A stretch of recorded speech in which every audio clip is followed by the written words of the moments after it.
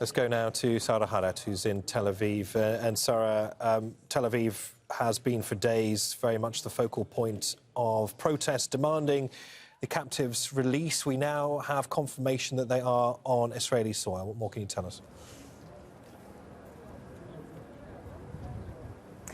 We've literally just seen the pictures of them arriving at one of the southern border towns to Gaza. You see people on the sides of the road cheering with the flags as the convoy of buses goes past. That's the latest pictures that we've just seen, now confirming that they are in one of the southern borders of Israel on the border with Gaza. We've also, in the last few minutes, had confirmation from the Israeli military confirming that apart from the 13 Israeli captives, what are considered foreign nationals, 3 Thai and a dual Israeli-Russian citizen, they have now crossed the Rafah crossing. They've also crossed now through the Israeli checkpoint and are being helicoptered as we speak to one of the hospitals in the Tel Aviv area.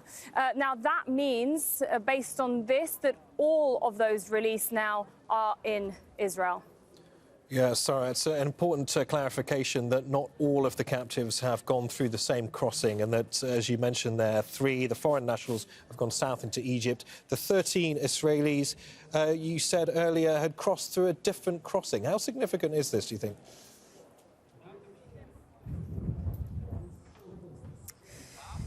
That's correct. Well, Israeli media has been reporting that one of the reasons for this was due to the 84-year-old senior citizen, an Israeli, who had to be helicoptered directly to an Israeli hospital in the southern border. But it's still not clear as to the reasons for this. There's also speculation, as there has been often without confirmation from the Israeli government just yet, speculation that perhaps those that were held captive, this group of captives, were actually in Northern Gaza. But of course, no one really knows, because no one is at the moment privy to any of these arrangements. But it did definitely come as a big surprise, especially because they were carried through using an Israeli special unit. They said they were taken through the ground,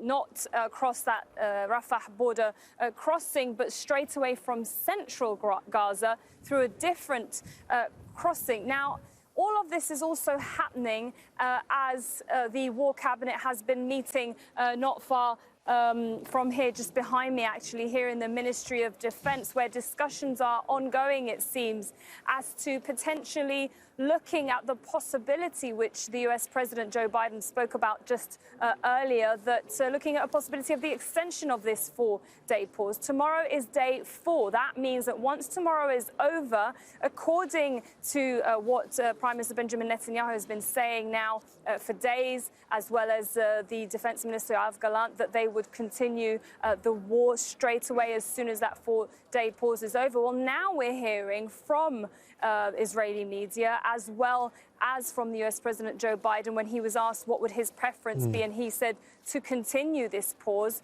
to enable and ensure that more captives are released. Now it's looking like that could be potentially the direction that they're moving in, especially because Hamas, a few days ago, when asked whether that was a possibility, the spokesman did confirm that they were looking at that. That was an option they would be interested in. Right. And in fact, when he was asked, would that just be women and children, he said, no, it would also include men. So this is the direction that they seem to be heading. Yeah. And that's certainly, if you speak to anyone in this square here, any of the relatives, they'll tell you that this is exactly what they would like to see as well. Sara in Tel Aviv, thank you.